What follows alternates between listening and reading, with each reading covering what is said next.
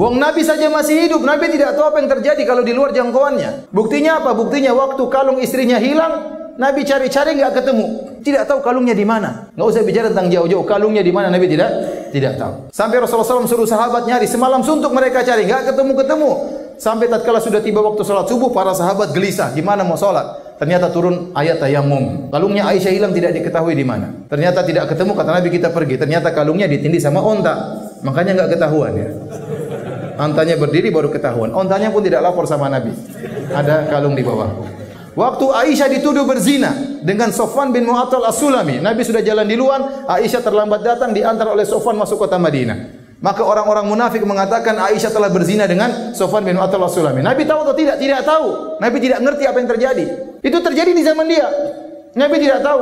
Sampai akhirnya Allah turunkan ayat sekitar 10 ayat lebih mengatakan Aisyah bebas. Nabi baru tahu. Kalau tidak Allah tidak kasih tahu, dia tidak tahu. Kemudian Nabi sekarang sudah mati, tahu kejadian seluruhnya. Apa yang terjadi di Indonesia juga tahu. Enggak benar. Enggak benar.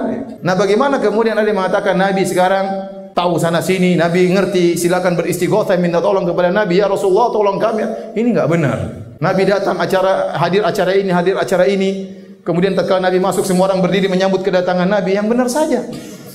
Nanti orang-orang ziarah di Masjid Nabawi gimana? Lagi kosong. Kayak tadi katanya kan, yang bilang tadi lagi kosong nih. Jangan ngapain ziarah, nabinya lagi tidak ada.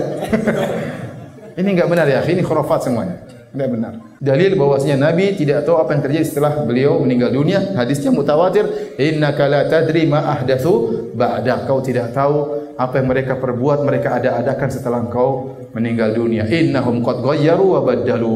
Sungguhnya mereka telah mengganti dan telah merubah. Lagi-lagi dengan nada mengejek, ustadz cerdas yang keyakinannya tidak jelas, sangat mempercayai bahwa manusia termulia dan teragung sallallahu alaihi wa alihi tidak mengetahui di mana kalung istrinya yang hilang. Terbukti lagi bahwa ustadz cerdas ini memiliki keterbatasan dalam wawasan, sehingga dia sangat puas dengan satu riwayat tanpa menoleh riwayat yang lain. Sekarang mari kita lihat riwayat-riwayat berikut ini yang berkenaan dengan pengetahuan Nabi Shallallahu Alaihi Wasallam akan hal gaib. Dalam kitab Sahih Muslim yang diterbitkan oleh Darul Fikr, cetakan pertama tahun 2003 Masehi, halaman 211 sampai 212. Dari Anas, dia berkata, Rasulullah Shallallahu Alaihi Wasallam salat mengimami kami pada suatu hari. Ketika beliau telah menyelesaikan salat, maka beliau menghadap kami dengan wajahnya seraya bersabda, wahai manusia, aku adalah imam kalian, maka janganlah kalian mendahului aku dengan ruku, sujud, berdiri, dan berpaling dari sholat, karena aku melihat kalian dari arah depanku dan belakangku. Kemudian beliau bersabda, demi zat yang jiwa Muhammad berada di tangannya, kalau kalian melihat sesuatu yang aku lihat, niscaya kalian akan sedikit tertawa dan banyak menangis. Mereka bertanya, apa yang kamu lihat wahai Rasulullah? Beliau Shallallahu Alaihi Wasallam menjawab, aku melihat surga dan neraka. Kami tegaskan, aku melihat surga dan neraka.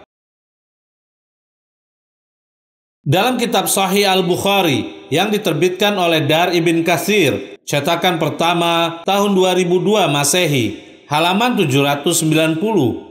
Dari Tariq bin Syihab berkata, aku mendengar Umar berkata, Nabi Shallallahu Alaihi Wasallam berdiri di hadapan kami pada suatu tempat. Lalu beliau mengabarkan tentang awal penciptaan makhluk sampai pada ketetapan penduduk surga masuk ke tempat tinggal abadi mereka, dan penduduk neraka juga masuk ke tempat tinggal abadi mereka. Ada orang yang mengingatnya, yaitu informasi Nabi Shallallahu Alaihi Wasallam tersebut, dan ada pula yang lupa.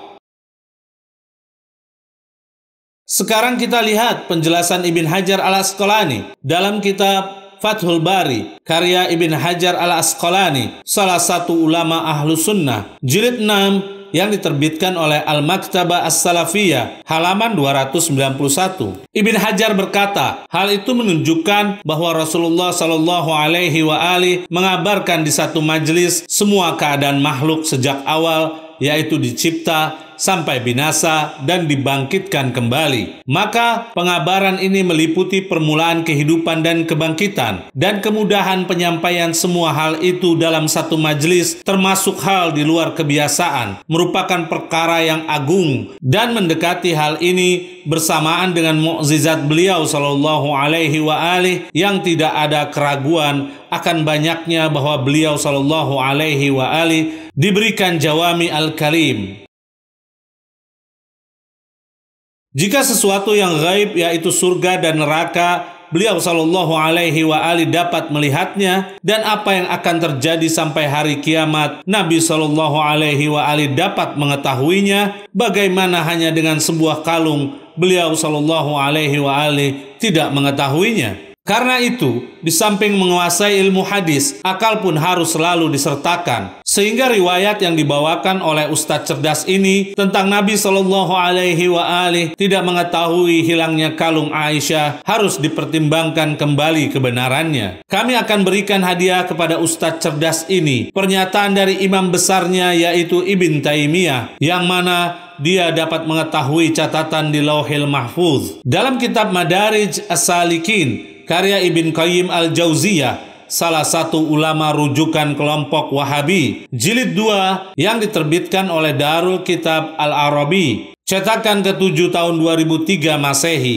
halaman 458. Ibn Qayyim berkata tentang sosok gurunya yang bernama Ibn Taimiyah. Kemudian dia, yaitu Ibn Taimiyah, mengabarkan kepada manusia dan para panglima pada tahun 702 ketika pasukan Tatar bergerak menuju Syam. Sesungguhnya kekalahan atas mereka dan kemenangan milik kaum muslimin. Dia, Ibn Taimiyah, bersumpah 70 kali sumpah atas ucapan itu. Lalu ada yang berkata menegurnya, yaitu menegur Ibn Taimiyah, "Katakanlah insya Allah." Maka Ibn Taimiyah menjawab, "Insya Allah, tapi itu pasti akan terjadi, bukan angan-angan." Dan aku mendengar dia, Ibn Taimiyah, berkata seperti itu. Ketika mereka banyak menegurku atas hal itu, maka aku, Ibn Taimiyah, katakan, kalian jangan banyak mengkritikku. Allah Subhanahu wa Ta'ala telah menetapkan dalam Lauh Mahfuz. Kami tegaskan, Allah Subhanahu wa Ta'ala